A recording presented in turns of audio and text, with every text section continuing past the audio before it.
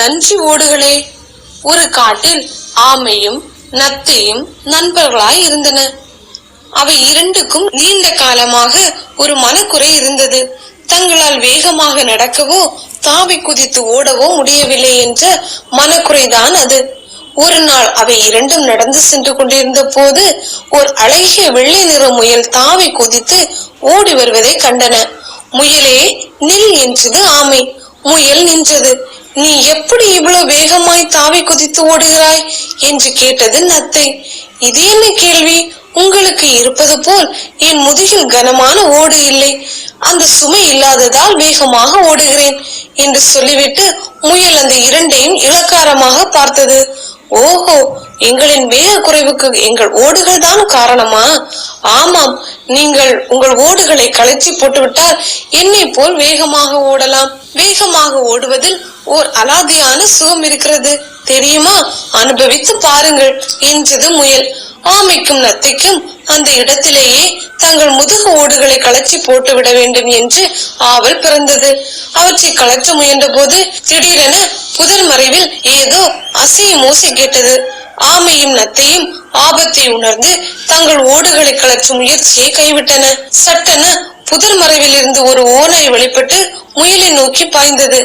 ஆமையும் நத்தையும் விருட்டென்று தங்கள் உடலை ஓடுகளுக்குள் இழுத்துக்கொண்டு உயிர் பிழைத்தன. ஓநாய் முயலை பிடித்தது.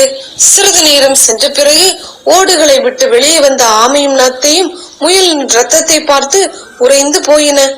தாங்கள் வேகமாய் ஓடுவதை விட உயிர் பிழைத்து வாழ்வதே முக்கியமானது என்பதை உணர்ந்தன. தங்கள் எதிரிடமிருந்து காப்பாற்றிய தங்கள் ஓடுகளுக்கு அவை நன்றி கூறின.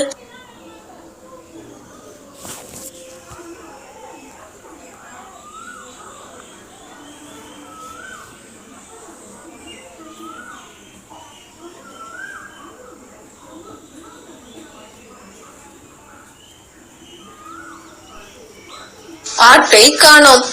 முன்னொரு காலத்தில் கோடங்கிப்பட்டினம் என்ற ஊரில் மந்தை மேய்ப்பவன் ஒருவன் வாழ்ந்து வந்தான். அவனிடம் நிறைய ஆடுகள் இருந்தன. அவற்றை அவனால் காவல் காக்க முடியவில்லை. தினமும் ஒவ்வொரு ஆட்டை ஓநாய்கள் கவர்ந்து சென்றன. இதனால் என்ன செய்வது என்று தெரியாமல் வேட்டை நாய் இரண்டை வாங்கி காவலுக்கு வைத்தான். அவற்றிற்கு தினமும் மாமிச உணவு கொடுக்க வேண்டுமே, இதற்காக தினமும் 2 இலைகளை அடித்து உணவாக கொடுத்தான். அப்படி இருந்தும் தினமும் ஒரு ஆடு காணாமல் போனது. இதனால் மேய்ப்பனுக்கு என்ன செய்வதென்றே தெரியவில்லை. வேட்டை நாய்கள் மீது கோபமாக வந்தது. ஒரு நாள் என்ன நடக்கிறது என்பதை மறைந்திருந்து கவனித்தான். அப்பொழுது ஓநாய் ஒன்று வந்து ஆட்டை கொன்று இழுத்து சென்றது. அது சாப்பிட்டு விட்டு போடும் மீதி ஆட்டை இந்த வேட்டை நாய்கள் இன்பமாக தின்றன. இப்படி நடப்பதை கண்டு அவன் திடுக்கிட்டான். மிகவும் சோகமாக உட்கார்ந்தான். அப்பொழுது அந்த வழியாக முனிவர் ஒருவர் வந்தார். அவரிடம் தன் கஷ்டத்தை சொல்லி அழுதான் மந்தை மேய்ப்பவன். அதற்கு முனிவர், மகனே, யாருக்கும் வயிறார உணவு கொடுத்தால் தான் வேலை செய்வர். நீயோ 2 எலிகளை மாத்திரம் நாய்களுக்கு உணவாக கொடுக்கிறாய். இது அவைகளுக்கு பத்தாது. நீ அவ்வப்போது உன் வீட்டிற்காக ஆடை வெட்டுகிறாய் அல்லவா? அந்த மாமிசத்திலிருந்து சிறு துண்டுகளையாவது எடுத்து இந்த நாய்களுக்கு கொடுக்க வேண்டும். அப்படி கொடுத்தால்தான் அவைகள் உனக்கு நன்றாக வேலை செய்யும் என்றார். அதன்படி செய்வதாக ஒப்புக்கொண்டான் மேய்ப்பன். அப்படியே செய்து வந்தான். அதற்கு நல்ல பலன் கிடைத்தது. அன்றிலிருந்து மந்தையில் ஆடுகள் குறையவில்லை. மறுநாள் ஓநாய்கள் ஆட்டை தின்ன வந்தன. அதை கண்ட வேட்டை நாய்கள் அவைகளை விரட்டின. என்ன, இத்தனை நாட்களாக நாங்கள் விட்டு சென்ற மாமிசத்தை தின்றீர்கள், இப்பொழுது உங்களுக்கு என்னவாயிற்று என்றன. உங்களது எச்சில் மாமிசம் எங்களுக்கு வேண்டாம், எங்கள் தலைவர் வயிறு நிறைய எங்களுக்கு மாமிசம் கொடுக்கிறார் என்றன. அவற்றை மீறி ஓநாய்கள் மந்தைக்குள் நுழைந்தன. அவைகள் மீது பாய்ந்து கிழித்து கொன்றன வேட்டை நாய்கள். மிகவும் மகிழ்ச்சி அடைந்தான் மந்தை மேய்ப்பவன்.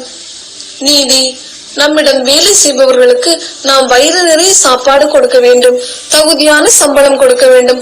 அப்பொழுதுதான் நமக்கு உண்மையாக உழைப்பர்.